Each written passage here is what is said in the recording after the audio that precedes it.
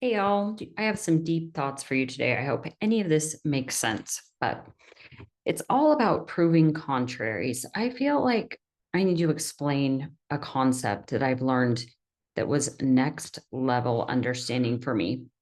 A question from a client has bugged me for a while, quite a while, much like the subject of doing self care did when I wasn't sure of the gospel connection. In my podcast a couple of weeks ago, my friend Cecily shares how she helped me to interpret self care in a way that had a doctrinal basis and worked within the framework of the gospel. Hearing God's voice and doing his will is a lifelong pursuit of mine. And as you know from past episodes, this has led me to work really hard at learning how to receive personal revelation. I got what I thought was personal revelation in 2023, and while reading it recently, I realized it was flat out wrong. What I wrote down didn't happen. In fact, the opposite happened. This came as a bit of a shock to me.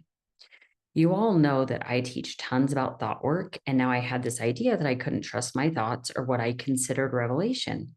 This was scary. I took out what I'd written again. I realized that the actual revelation given to me was more general. It was train up a child in the way he or she should go, and when old, he or she will not depart from it. So my revelation wasn't wrong, but my interpretation of the revelation was wrong. What I've learned is to be careful about interpretations or additions to what God is giving me, not to add my own opinions or perceptions to my personal revelation. This is a tricky line. What I'd written was what I hoped would happen because I'm very practiced at thought work. I'm learning that I get clear and concise and succinct messages in personal revelation. And then I just need to be careful of extrapolating meanings from my own interpretations.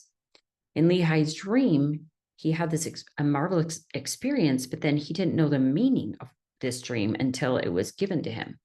It was a process. Revelation wasn't given and understood all at once for him. So it's okay if revelation doesn't fit perfectly all at once, right when we receive it. We can wait for more. God's promises are sure. Our perceptions are not always sure. As much as I talk about deciding and choosing what you want to believe, in some instances, I can't make things just true because I think them, especially in relation to God's laws and his timing. So there is irrefutable truth based on God's laws. They don't change and no one can change them. But as I've seen in my life, and many of my clients have seen in theirs, many circumstances in our lives require us to choose faith and belief in order to receive the miracles God wants to give us and to create the best results in our lives. Helpful thoughts will always create better results in our lives, whether they are true or not.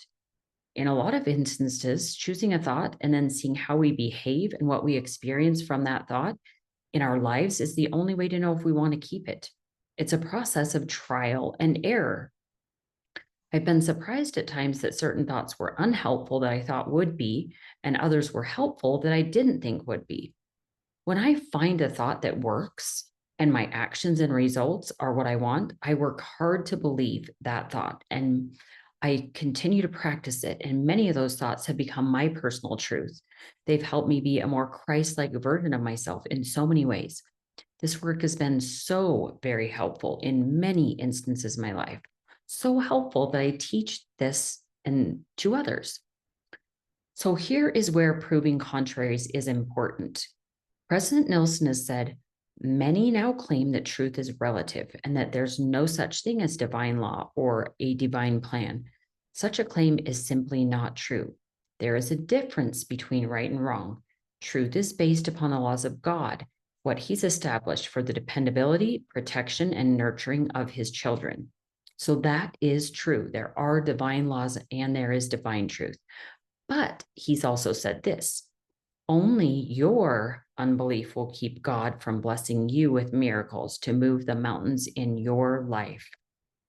So he's saying there are two different things and both are okay. I've learned that part of the complexities and uncertainties of life on the covenant path is to grapple with contraries. The scriptures are full of contraries: love versus wrath, mercy versus justice, joy versus pain, peace versus opposition. If just as a side note, if you're interested in this subject of proving contraries, Jared Halverson has a podcast called Unshaken that my husband listens to religiously. And my husband shared with me his favorite episode recently called Unshaken Special Episode, Harmony in Pursuit of Orthodoxy. And I think it is one of the best sermons preached on proving contraries, of this whole idea that one thing can be true and another thing can also be true. And really the correct answer is meeting in the middle. So thought works and is a true principle. And there are also divine laws, and there's certain things that are just true. And no matter what you want to think about it, it doesn't change the truth of it. So, in conclusion to this little bit of confusion on my client's part and what I've been grappling with too, is that part of the challenge of life is living God's laws and also choosing our beliefs. Both are true. And figuring out this balance with God's help takes time. It takes practice and patience. Revelation helps. And this is just like any other skill. You and I will make mistakes and we'll learn from those mistakes how to better hear God's voice, how to think more helpful thoughts. I have many revelations that have proven true and helpful, undeniably. So many have been 100% right on. So I continue to grow in knowledge and wisdom as I keep trying to receive revelation daily for the rest of my life. And even if I do it wrong, it's the process of trying that actually matters. It has gotten easier, and I feel like it will get easier and easier, just like anything that we're trying to do better. Last week, I was helping my 2-year-old grandson to do a puzzle, and we worked on the same puzzle multiple times. It was one of those magnet ones where you catch the puzzle piece with the magnet, and it's almost like a fishing pole, and you pull it off, and then you can put the puzzle piece back in. Each part of this was a struggle for him because he's 2, and we worked on it for a while. When he was done playing with it, I just grabbed the puzzle when he walked off and I put all the pieces back in to clean it up. It was effortless and it was done in seconds. What I've gotten from all of my praying and thinking and worrying and wondering about this is that none of our effort is wasted on anything that is designed to bring us closer to God. We don't need to doubt. We can just be believing. Nothing has gone wrong. Just keep working on it and it will work out. We just do the best we can and know that Christ will pick up the pieces as we are learning, and stay faithful. Just what I'm learning is keep believing, listen to the modern prophets. Their voices are the very most important right now. They're relevant to us in this day and time in the history of the world. And also that those principles that they teach are God's laws, and they are divine laws, and we want to follow them in exactness. But we also get to choose to believe with all of our hearts as many wonderful and helpful thoughts that we have the time and energy to work on. We just exercise faith that God wants to give us everything that will help us in this life. He will bless us in our marriages, our relationships, our finances, and life in general. And when we have helpful thoughts around all of these circumstances, we will create the God-like life that He so wants to give us. So I just want to say, to seek and expect miracles, God really can't wait to give you any blessings that He has.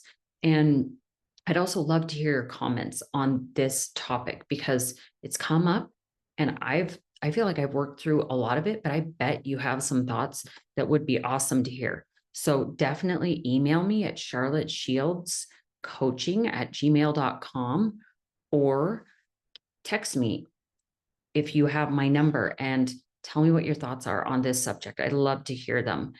I know I have more to learn. Okay, guys, this is it for this week, but we'll see you next time. I have a couple awesome guests coming up, so definitely tune in.